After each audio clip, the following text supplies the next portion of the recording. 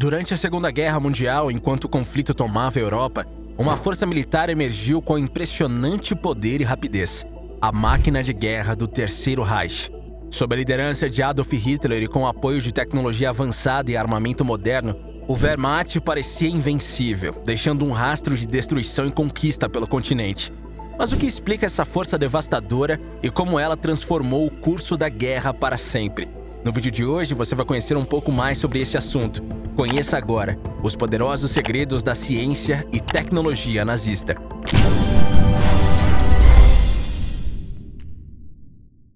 Teoria da conspiração. Em 1913, Hitler mudou-se de Viena para Munique e, no ano seguinte, com o início da Primeira Guerra Mundial, voluntariou-se para o exército alemão. No exército alemão, Hitler assumiu o posto de mensageiro e teve desempenho destacado, recebendo por isso 2 condecorações importantes no exército alemão.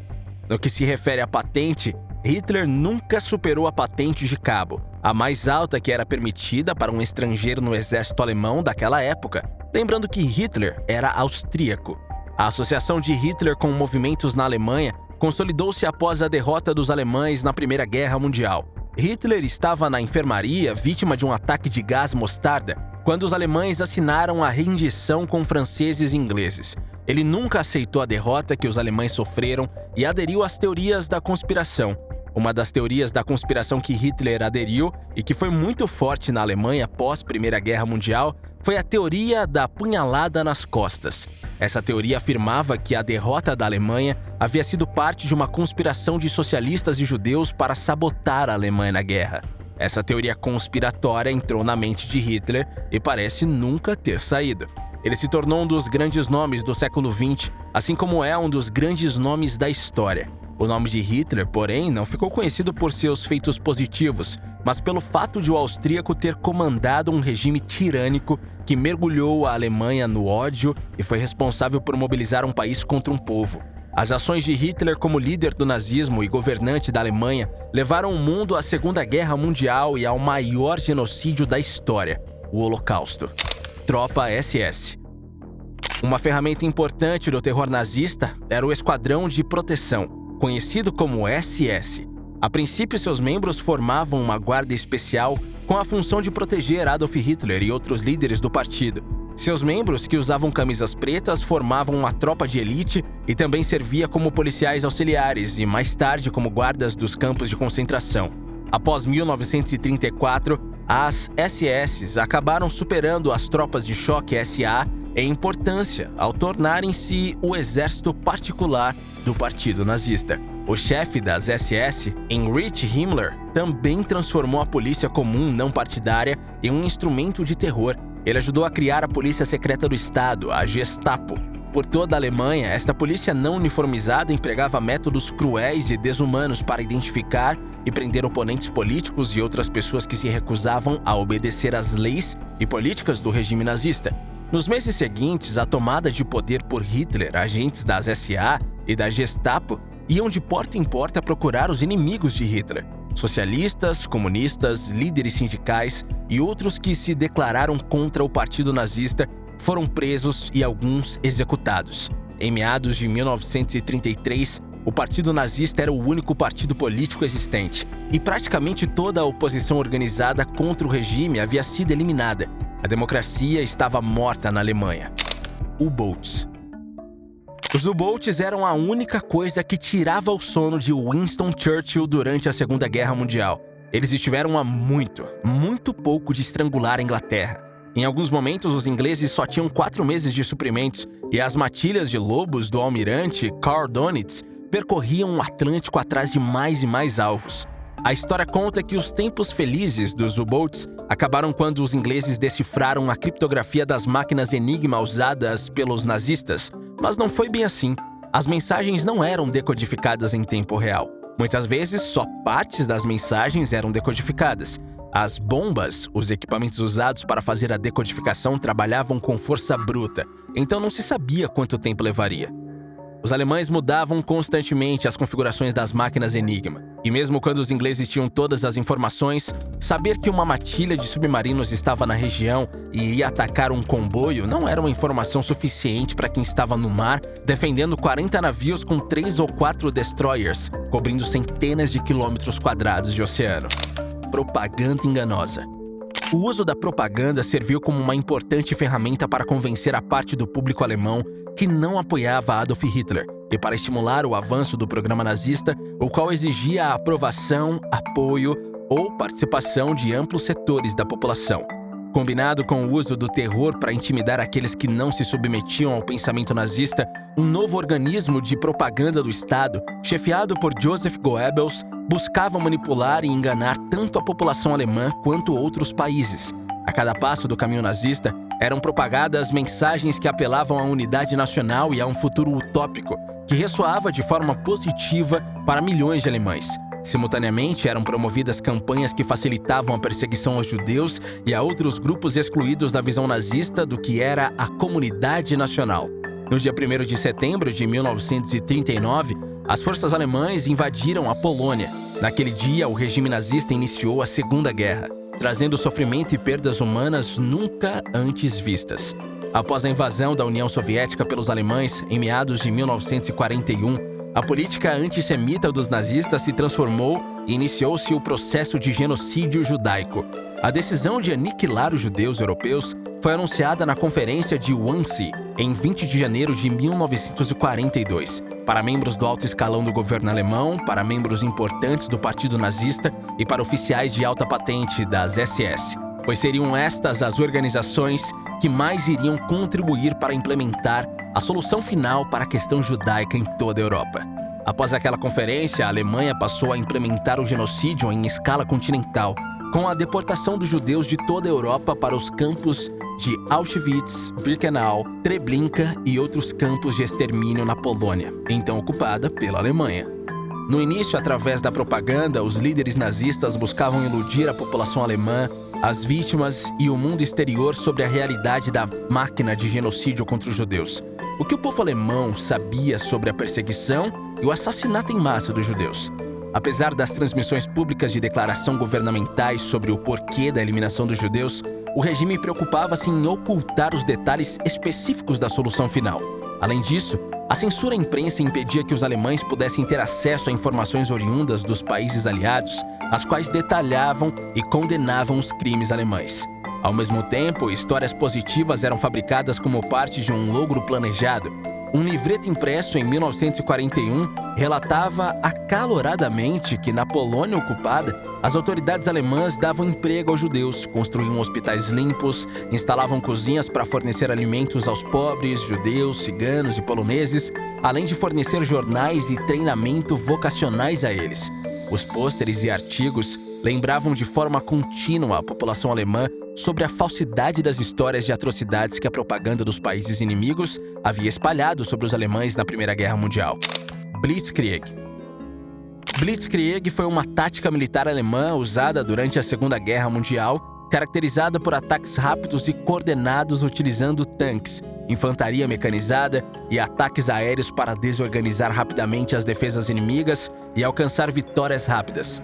A Blitzkrieg surgiu como resposta às limitações da guerra de trincheiras da Primeira Guerra Mundial, buscando superar os impasses prolongados e as altas baixas por meio de movimentos rápidos e decisivos. Funcionava em várias fases. Começava com reconhecimento e ataques aéreos massivos, seguidos por avanços rápidos de tanques apoiados por infantaria mecanizada e artilharia.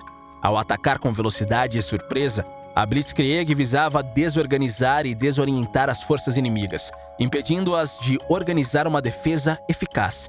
As forças alemãs buscavam penetrar profundamente no território inimigo, isolando unidades e destruindo a capacidade de coordenação e comunicação do inimigo. A Blitzkrieg dependia da surpresa e da velocidade para criar um impacto psicológico no inimigo, muitas vezes levando à capitulação rápida ou retirada das forças adversárias. Ao evitar combates prolongados e focar ataques rápidos, a Blitzkrieg tinha como objetivo reduzir as baixas entre as tropas alemãs, preservando recursos humanos e materiais para futuras campanhas. Tanques Panzer. Durante a Segunda Guerra Mundial, a Alemanha nazista desenvolveu uma série de tanques conhecidos como Panzer, que evoluíram significativamente em termos de design, armamento e capacidade defensiva ao longo do conflito. A palavra Panzer é derivada do alemão e significa couraça.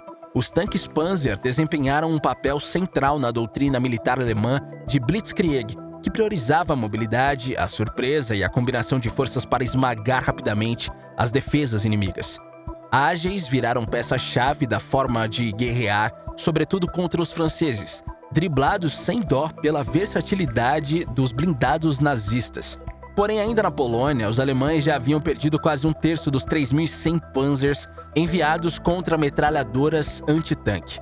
Os Panzer I e II eram pequenos e muito mais leves do que os modelos 3 e 4, que fizeram a fama da linha. Já os últimos modelos ficaram grandes e pesados demais, capazes de abater dezenas de tanques cada um. Os Panzer V e Panzer VI enguiçavam facilmente na neve, tornando a tática de enviá-los para o frio da União Soviética um grande erro. Um motor Maybach a gasolina de 700 cavalos, mais que uma Ferrari de Fórmula 1, conduziu o Panzer a até 38 km por hora na estrada ou 20 km por hora fora dela. Também acionava um sistema de aquecimento interno que protegia a tripulação do frio russo. O canhão podia destruir outros tanques até 4 km. Havia também 3 metralhadoras e variações incluíam lança-chamas e lançador de nuvem de fumaça. As lagartas, uma suspensão com 36 engrenagens entrelaçadas, sustentavam as 57 toneladas do tanque e passavam por cima de carros e trincheiras, mas travavam na neve soviética. No entanto, é impossível não falar do legado deixado por estes tanques na história. V1. As bombas voadoras V1 e os foguetes V2 estavam entre as últimas Wunderwaffen, armas milagrosas que a liderança nazista esperava que mudassem a maré da guerra que a Alemanha estava perdendo, mas chegaram tarde demais. Em 13 de junho de 1944, a primeira bomba voadora V1, ou Arma da Vingança, se espatifa no estuário do rio Thames em Londres. As cidades britânicas uma vez mais foram alvo de ataques. Não se tratava mais, como em 1940, de ataques por ondas de bombardeiros. Defrontava-se desta vez com uma nova arma, a bomba voadora. Com 7,90 metros de comprimento e carga explosiva de 750 kg, a V1 era propelida por um pulsor-reator, que deveria antes ser catapultada a partir de uma poderosa rampa de lançamento. O foguete deixa a rampa a uma velocidade de cerca de 250 km por hora, mas só atinge a sua plena velocidade, 650 km por hora, depois que o seu embolo de lançamento se descarrega do seu ventre. Acontecia muito raramente que o embolo não se deslocava e o foguete caía ao cabo de 500 metros de voo. Essas bombas voadoras fizeram sua aparição alguns dias após o desembarque aliado de 6 de junho na Normandia. Para Hitler, era uma última tentativa de retomar o pulso da situação ao aterrorizar a população britânica com esses bombardeios cegos. Os alemães iriam disparar até 250 engenhos por dia a partir de várias dezenas de rampas instaladas no litoral do Canal da Mancha. 70 se espatifariam sobre Londres a cada dia, provocando em 3 meses a morte de cerca de 6.000 habitantes londrinos. A aviação britânica provou ter enormes dificuldades de interceptar e destruir em voo esses engenhos. Graças a um resistente francês, Michael Hollard, que localizou as 104 rampas de lançamento, a aviação britânica pôde destruí-las uma a uma e aniquilar desse modo a ameaça. Os ataques das V1 sobre a Inglaterra cessaram em 1º de setembro de 1944. São retomadas, porém, e com intensidade redobrada sobre a Bélgica, em vias de libertação pelos aliados, de 21 de dezembro de 1944 a 20 de janeiro de 1945, a partir de rampas de lançamento situadas em território alemão. Enfim, de um total de 20.000 foguetes V1 lançados de junho de 1944 a janeiro de 1945, cerca de metade caiu sobre aglomerações de Antuérpia e Liege, destruindo milhares de casas e numerosas estradas. Entre mentes, em 8 de setembro de 1944, verdadeiros foguetes mais possantes e de maior raio de ação fizeram sua aparição, os V2, carregando a cada qual uma tonelada de explosivos. V2. Muito se sabe sobre os dias de trabalho no projeto científico mais importante da Alemanha nazista, a Fábrica Subterrânea de Mísseis, como era conhecida, a Fábrica Central. Lá se produziu o artefato bélico mais espetacular do planeta, o V2, foguete de 14 toneladas, capaz de chegar a 80 quilômetros de altitude e que causou pesados danos a Londres na Segunda Guerra. O primeiro objeto a ir além da atmosfera terrestre era a menina dos olhos de Hitler. Tanto que assim que a Bela Adormecida, apelido da antiga fábrica do V2, foi bombardeada pelos aliados, o Führer não mediu esforços para transferi-la para baixo da terra. Em 1943, os foguetes V2 foram reconhecidamente as primeiras armas supersônicas e eram muito temidos. Isso porque ninguém podia ouvi-los chegando e eles voavam muito alto e rápido para interceptar. Eles eram lançados pelos alemães de locais estratégicos, chegando a uma altitude de aproximadamente 80 quilômetros para então cair sobre seus alvos, atingindo velocidades de até 5.600 km por hora. Embora os V2 fossem mais sofisticados, os V1s eram muito mais baratos de fabricar e tendiam a explodir no nível do solo em vez de entrar no solo, o que os tornava armas mais eficazes.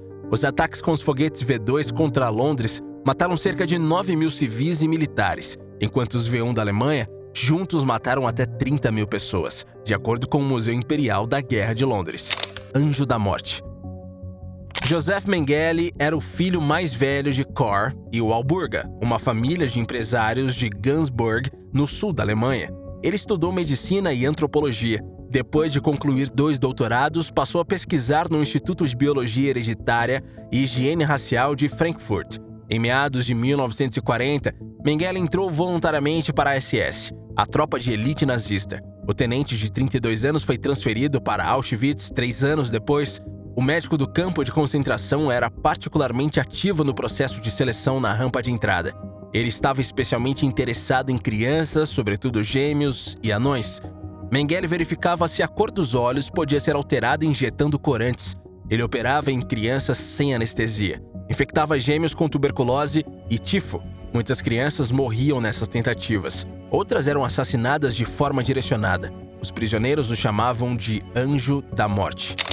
Campos de concentração. Em síntese, a Segunda Guerra Mundial, além do conflito político e armado, acabou sendo o cenário de um dos maiores extermínios humanos de toda a história. Aliás, o campo de Auschwitz, com suas câmaras de gás e suas histórias sombrias, é um dos maiores símbolos desse período obscuro do século XX. Localizado na Polônia, o campo de Auschwitz entrou em atividade em 1940 e foi fechado em 1945, em meados de janeiro, quando os soviéticos invadiram o local e prenderam os nazistas. Contudo, nessa altura do conflito, milhares de pessoas já haviam morrido ou pereciam nos 48 campos do complexo. Quando as portas do campo de Auschwitz foram finalmente abertas, mais de 7.000 pessoas ainda lutavam para sobreviver lá dentro. Durante os quase 5 anos de funcionamento, o campo de Auschwitz recebeu 1,3 milhões de pessoas. Desse total, 1,1 milhão morreu, incluindo homens, mulheres e crianças. Bunker. Conhecido como Führerbunker, o local em que o antigo líder nazista Adolf Hitler se refugiou até o momento de sua morte, é marcado por diversas peculiaridades e até mesmo alguns segredos. A estrutura consistia em uma rede de túneis subterrâneos, enterrados quase 9 metros abaixo do nível do solo, que formavam um refúgio antiaéreo nos jardins da chancelaria nazista, escritório principal que abriga uma missão diplomática ou uma embaixada na cidade de Berlim. O que nem todos sabem é que o terreno em que ficava a chancelaria da Alemanha, em Berlim, não havia apenas um, mas 2 abrigos antibombas. O primeiro, o Vorbunker, foi ainda construído em 1936, antes mesmo de qualquer sinal do que viria a ser a Segunda Guerra Mundial, que se iniciou em 1939. Arma secreta. Era praticamente a estrela da morte de Hitler. Com o sucesso do programa dos mísseis V2, cientistas alemães começaram a pensar no futuro. A Sonnengewehr, arma solar, era uma estação espacial de forma de um gigantesco espelho circular de 9 km² de área. Ela orbitaria a Terra a uma altitude de 8.200 km. A superfície de sódio metálico altamente refletora concentraria os raios solares, incinerando qualquer cidade inimiga, tropas, formações navais, tudo. Schwerer Gustav. O Schwerer Gustav foi construído segundo especificações do alto comando alemão. Um monstro de 1.000 toneladas, ele deveria disparar projéteis de 7 toneladas e 80 centímetros de diâmetro. Seu objetivo era destruir as defesas durante a Batalha da França, mas os franceses se renderam antes que o Gustav ficasse pronto. Mesmo assim, a construção continuou. e o Gustav, depois de pronto, foi mandado para a Crimeia em 1942, onde participou do cerco de Sevastopol, com resultados devastadores, atingindo alvos a 47 quilômetros de distância, destruindo bunkers protegidos por 10 metros de concreto e 1 metro de aço. Armas. As metralhadoras MG-34 e MG-42 tinham vazão de tiro muito superior à das similares aliadas. Eram mais leves e mais fáceis de manusear. A pólvora usada pelos alemães foi aperfeiçoada para produzir menos fumaça. Assim, no campo de batalha, era difícil identificar a proveniência dos tiros. A ponteira no cano das metralhadoras foi projetada para dissipar o fogo da munição e não denunciar a posição do atirador. As armas portáteis alemãs também eram reconhecidamente bem projetadas e funcionais, como as lendárias pistolas Luger e Walther PPK. O fuzil Mauser K98K era tão confiável que se tornou a arma padrão durante toda a guerra. Já no final da guerra, os alemães precisavam de uma arma equiparável à ótima metralhadora russa PPSH-41, de excelente precisão e vazão de tiro, e acabaram projetando o primeiro rifle de assalto da história, o STG-44, avô dos rifles atuais como o M16 americano e o AK-47 russo. Exército Alemão. A Wehrmacht era o nome das forças armadas alemãs, que incluía o exército Heer, a força aérea Luftwaffe e a marinha de guerra Kriegsmarine. Durante a Segunda Guerra Mundial, o exército alemão, ou Heer, foi composto por cerca de 13,6 milhões de soldados. O exército alemão atingiu a meta de 36 divisões 17 meses após o anúncio do programa de rearmamento de Hitler, em 1935. Mas e você? Gostou de conhecer esses segredos? Não esquece de curtir o vídeo, de se inscrever no canal e deixar um comentário aqui embaixo. Valeu e até a próxima!